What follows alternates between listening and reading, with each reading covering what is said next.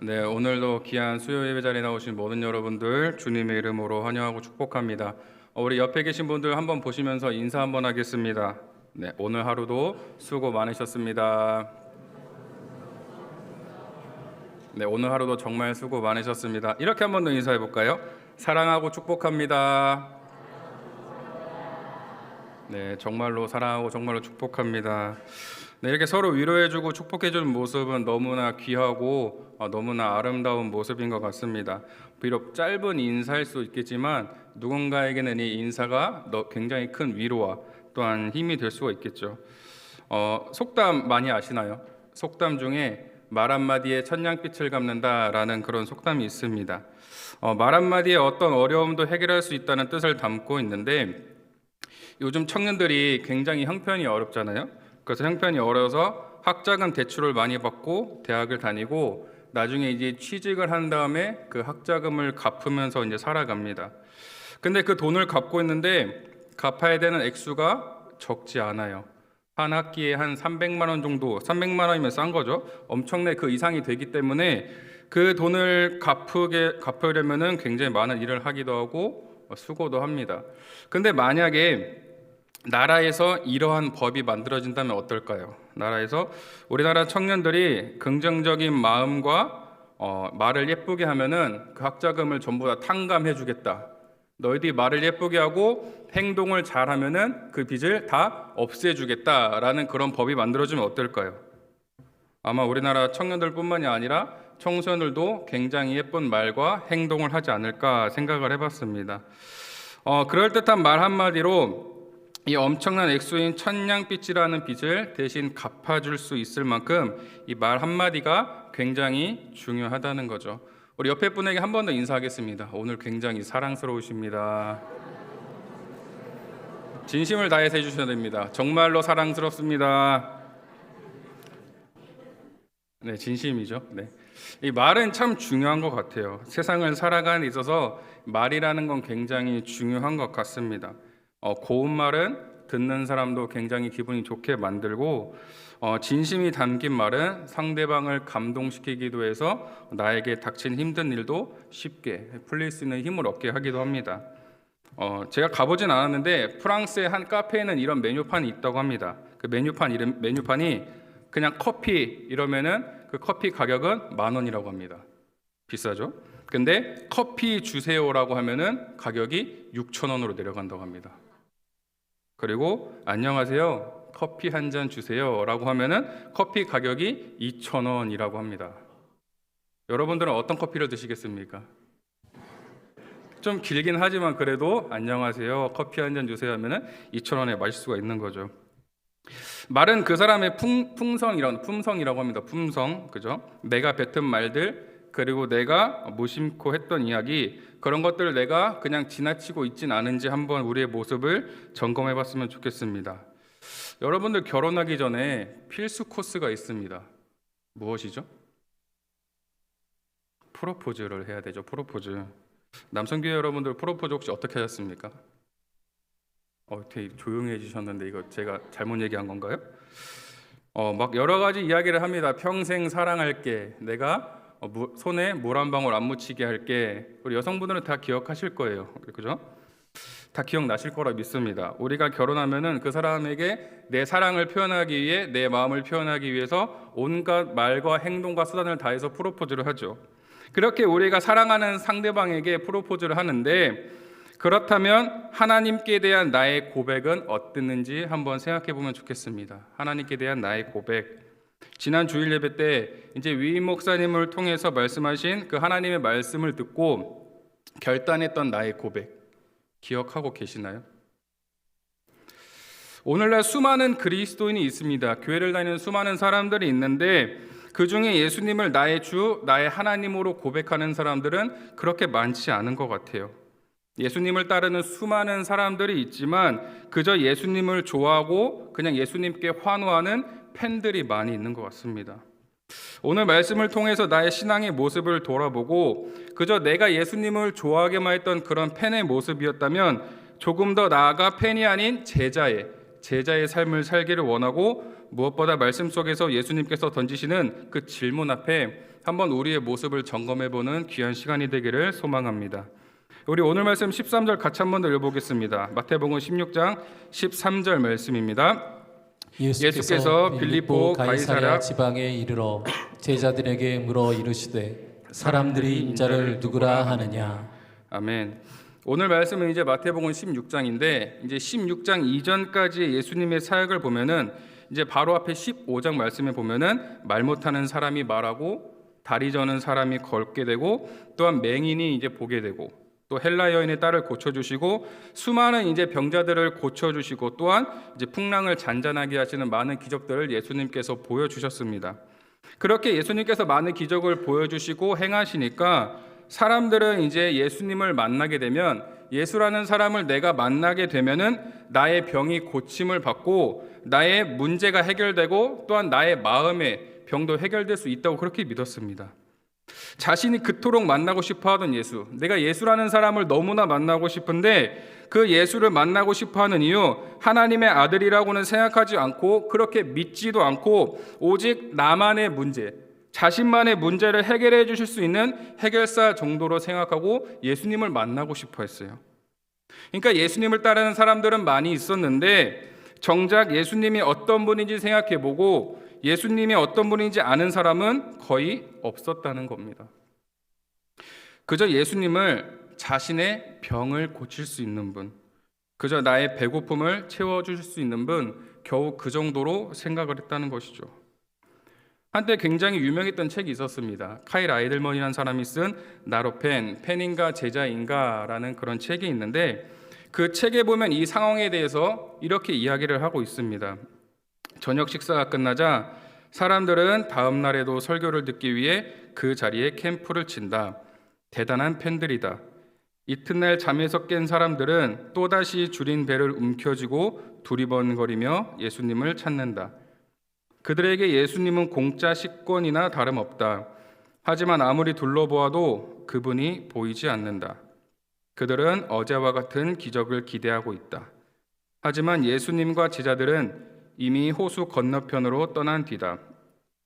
팬들이 겨우 예수님 일행을 따라잡았을 때는 배가 고플 대로 고픈 상태이다. 아침 식사를 놓쳤으니 서둘러 점심 메뉴판을 뒤적거리지만 예수님의 무제한 뷔페는 이미 문을 닫았다. 예수님은 더 이상 무료 샘플을 나눠줄 생각이 없으시다. 그들이 수고를 마다하지 않은 것은 진정으로 예수님을 따르기 위해서가 아니라 겨우 굶주린 배나 채우기 위해서였다. 여러분, 많은 사람들이 그렇게 예수님을 만나고 보고 싶어 했던 이유가 무엇입니까? 예수님이 나의 구원자, 하나님의 아들이 아닌 겨우 나의 굶주린 배를 채울 수 있는 그 정도의 분으로 생각을 하고 있었다는 거죠. 그런데 무리들뿐만 그렇게 생각했던 거 아닙니다. 무리들만이 그렇게 생각했던 것이 아니죠. 예수님과 함께하는 제자들조차 나와 함께 계시는 이 예수님이 누구인 줄 몰랐어요. 나와 함께하고 나와 동행하시는 이 예수님이 정작 어떤 분인지, 우리를 구원할 구원자인지 몰랐다는 겁니다. 어느 날이었습니다. 예수님께서 제자들에게 질문을 하십니다. 사람들이 나에 대해서 누구라고 이야기를 하더냐? 그 제자들의 대답이 대부분의 사람들이 세례 요한이라고도 하고요. 어떤 사람은 엘리야라고도 합니다. 예레미야라고 하는 사람도 있고 선지자 중에 하나라고 이야기하는 사람들도 있습니다. 그 말씀을 들으시고 이번에 예수님께서 제자들에게 이렇게 질문을 하시죠. 우리 15절 말씀 같이 한번 읽어보겠습니다. 마태복음 16장 15절 말씀입니다. 이르시되 너희는 나를 누구라 하느냐. 아멘. 이르시되 그렇다면 너희는 나를 누구라고 생각하느냐. 사람들은 나를 세례 요한, 엘리야, 예레미야나 선지자 중에 하나라고 말을 하는데 그렇다면 너희들은 나를 누구라고 생각하느냐. 예수님이 질문을 하시는 거죠. 여러분, 예수님께서 제자들에게 이 질문을 던지셨을 때 예수님은 어떤 기분이셨을까요? 어떤 마음으로 이 질문을 던지셨을까요? 그래도 다른 사람들의 대답, 너희들이 내 제자라고 나를 따라다니는데 다른 사람들보다 조금 더 나은 대답을 할 수 있지 않을까? 그래도 내 제자들인데 사랑하는 제자들이 과연 어떤 대답을 할까 기대하고 계시지 않으셨을까요? 수많은 사람들, 그 팬들의 관심보다 예수님과 함께 지내고 가르침을 받던 제자들, 그들의 고백이 어떨지 관심을 갖고 계시고 아마도 큰 기대를 하셨을 수도 있을 것 같아요. 여러분, 그렇다면 오늘 이 자리에 있는 우리 충일교회는 어떻습니까? 오늘 이 자리에 있는 충일교회 모든 공동체에게 도전합니다. 오늘 우리는 예수님을 따르는 수많은 무리들 중에 한 사람입니까? 아니면 예수님의 제자 중에 한 사람입니까? 오늘 우리가 같은 장소, 같은 공간에 있지만 아마도 각자 다를 겁니다. 누군가는 예수님을 그저 좋아하는 팬일 수도 있고 아니면 전심으로 예수님을 사랑하는 제자일 수도 있을 겁니다. 오늘 우리에게 예수님께서 동일하게 질문을 하십니다. 너희는 나를 누구라 하느냐? 오늘 충일교회 공동체에게 예수님께서 너희는 나를 누구라고 하느냐 하는 이 질문 앞에 섰을 때 우리의 대답은 어떻겠습니까? 오늘 우리의 대답은 어떨까요? 예수님의 질문 앞에서 우리의 입술에서 나오는 그 한마디, 그 고백으로 인해 우리의 인생이 완전히 뒤바뀔 수도 있는 것입니다. 이 예수님의 질문에 베드로가 고백합니다. 16장 16절 말씀에 시몬 베드로가 대답하여 이르되 주는 그리스도시요 살아계신 하나님의 아들이시니이다. 아멘. 우리가 흔히 쓰는 말 중에 요즘 막 역대급이다라는 말을 합니다. 역대급이다. 또 더 나아가서 폼 미쳤다. 이런 말을 사용합니다. 이런 말을 언제 쓰냐면은 내가 생각했던 것보다 더 좋은 결과, 더 좋은 것이 나왔을 때 와, 역대급이다. 그런 말을 종종 쓰기도 합니다. 오늘 이 마태복음 16장 16절 말씀, 이 베드로의 고백을 예수님께서 들었을 때 이 고백은 정말 역대급이다라는 그런 표현을 쓸 수 있을 것 같아요. 정말 이 고백은 말로는 표현할 수 없을 정도로 베드로의 인생을 바꾼 고백이었습니다. 이 베드로의 고백을 들으신 예수님의 반응이 어떠셨을까요? 17절 상반절 말씀에 이렇게 기록이 되어 있죠. 예수께서 대답하여 이르시되 바요나 시모나 내가 복이 있도다. 네가 복이 있도다. 아마 예수님께서 베드로를 보시면서 기특하게 말씀하시고 어깨를 쳐주시거나 안아주시면서 칭찬했을 것 같아요. 아마 예수님께서 생각하셨던 것 그 이상의 대답이 나온 것 같습니다. 예수님께서는 그래도 내 제자들인데, 나를 따르고 나랑 같이 생활하던 그런 제자들인데 다른 사람들보다는 괜찮겠지, 괜찮은 대답을 하겠지 내심 기대하셨는데 그렇게 엄청난 고백이 나와버리니까, 정말 역대급의 고백이 나와버리니까 예수님께서는 표현할 수 없을 정도로 굉장히 기쁘셨을 거예요. 예수님께서는 베드로의 그런 엄청난 고백을 들으시고 베드로에게 축복을 내려주십니다. 우리 16장 18절 19절 말씀 같이 한번 봉독하겠습니다. 또 내가 내게 이르노니 너는 베드로라.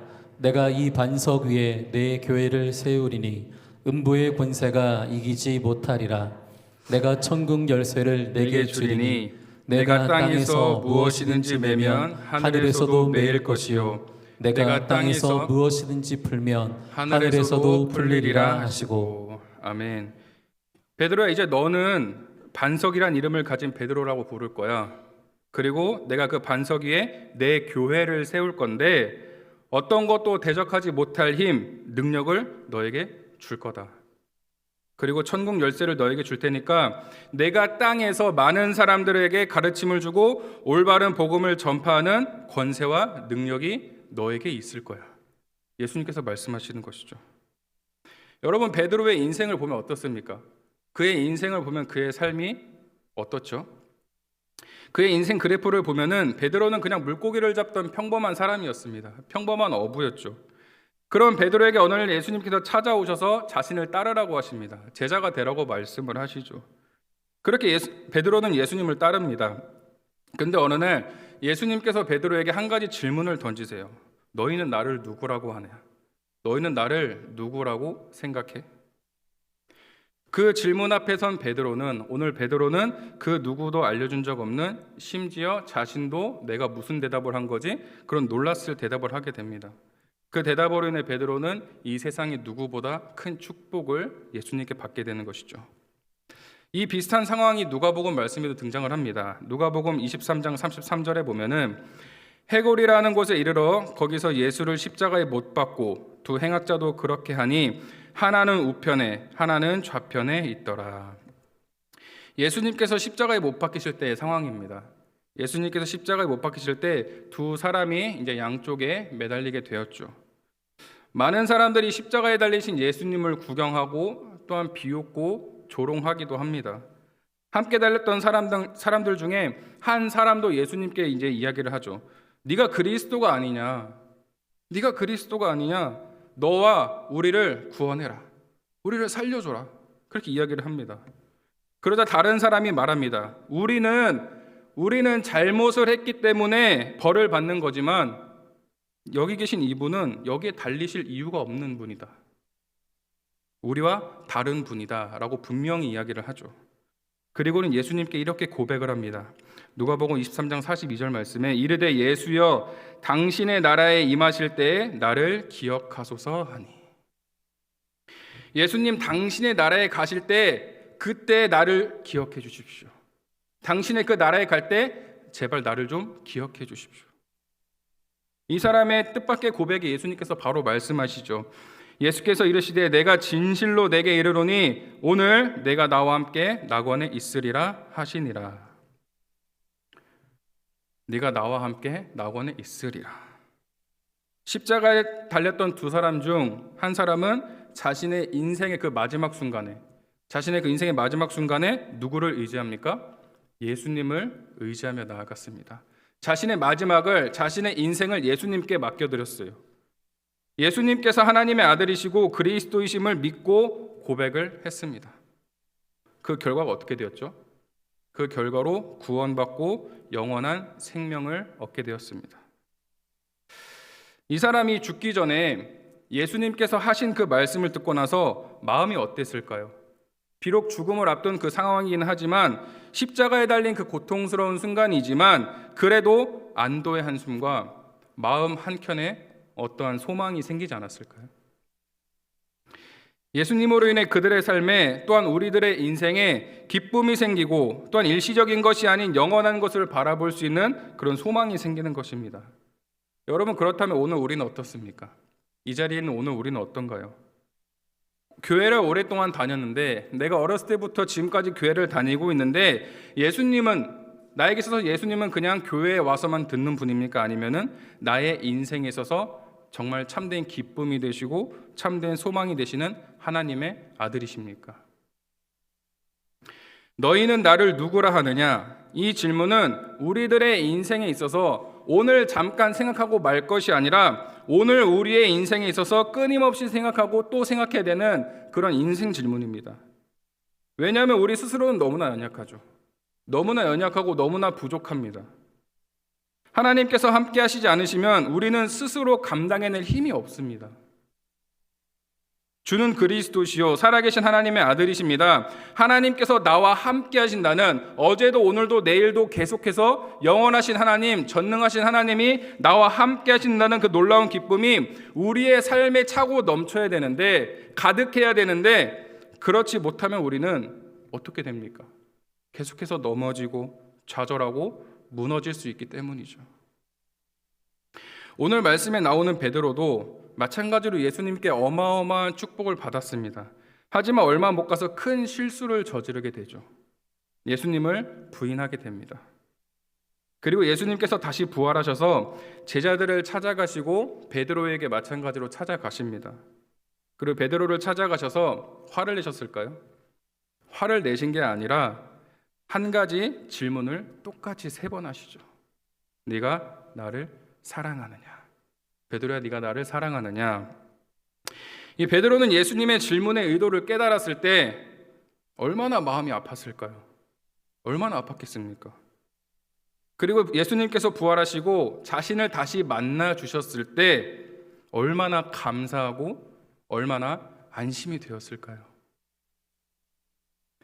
우리는 예수님께 정말로 가늠할 수 없을 만큼의 빚을 지고 살아가고 있습니다. 나의 죄를 대신해서 내가 죽고 내가 심판을 받았어야 됐는데 예수님께서 나의 모든 죄를 대신 지시고 십자가에 달리셔서 죽으셨습니다. 어느 누가 나를 대신해서 목숨을 내어놓을 수 있을까요? 여러분, 우리는 예수님께 진 빚을 어떻게 갚아야 될까요? 어떻게 갚아야 되겠습니까? 그리고 한 가지 더, 혹시 오늘 나를 위해 십자가에 달리신 그 예수님, 그분을 혹시 부끄러워하고 있지는 않습니까? 한번 우리의 모습을 돌이켜봤으면 좋겠습니다. 지금 우리 충일교회, 아니 우리 모두는 사순절 기간을 보내고 있습니다. 어떻게 보내고 계신가요? 네, 우리 충일교회 정교인 캠페인, 선샤인 캠페인에도 참여하고, 또 우리 교회학교 친구들은 각 부서별로 하는 그 사순절 캠페인에 열심히 하고 있습니다. 하지만 우리가 매번 똑같은 형식적인 사순절이 아닌 정말로 우리가 예수님을 더 생각하고 예수님께 더 가까이 나아가며 지내고 계십니까? 잠깐 생각하고 끝나고 있는 그런 모습이 아닌지 한번 생각해 봤으면 좋겠습니다. 나와 하나님과의 관계에는 잠깐이 아닌 꾸준함이 중요한 것이죠. 우리가 계속 봐야 친해지고 계속 봐야 정이 들듯이 예수님과 더욱더 우리가 가까이 꾸준히 봐야 더욱더 친밀해지는 것입니다. 그때그때가 아니라 꾸준히, 그리고 주님과 나와의 관계에 대해서도 조금 더 생각해보며 가까워지는 그런 시간이 오늘 우리에게 너무나 필요합니다. 오늘 말씀 속에 예수님의 질문, 너희는 나를 누구라고 하느냐? 예수님의 질문 앞에서 오늘 우리 사랑하는 충일교회 모든 분들은 뭐라고 대답하실 겁니까? 주일에 교회에 와서 듣는 그런 예수님입니다. 아니면 나의 죄를 대신 지시고 나를 구원해 주신 나의 주님이시고 하나님의 아들이십니다. 오늘 우리의 대답은 어떤 대답일까요? 오늘 우리의 대답으로 인해 우리의 삶이 완전히 뒤바뀔 수가 있습니다. 완전히 다른 삶으로 변화될 수가 있어요. 오늘 우리는 이 말 한마디로 인해서 예수님께 지은 천냥빛보다 더 큰 빚을 탐감받을 수도 있습니다. 하나님께서는 오늘 우리의 대답을 기다리고 계십니다. 우리 입술에서 어떠한 고백이 나오게 될지. 주는 그리스도이시요 살아계신 하나님의 아들이십니다. 오늘 우리의 고백이 되었으면 좋겠습니다. 주는 그리스도이시고 살아계신 하나님의 아들이십니다. 오늘 우리 남선교회의 고백이 되기를 간절히 소망합니다. 오늘 우리 충일교회 사랑하는 모두의 공동체의 고백이 되기를 간절히 소망합니다. 오늘 우리가 이 고백을 생각하며 우리의 삶에 있어서 더욱더 주님과 가까워지고 주님과 친밀해지는 사랑하는 충일교회 모든 공동체가 되기를 주님의 이름으로 축복합니다.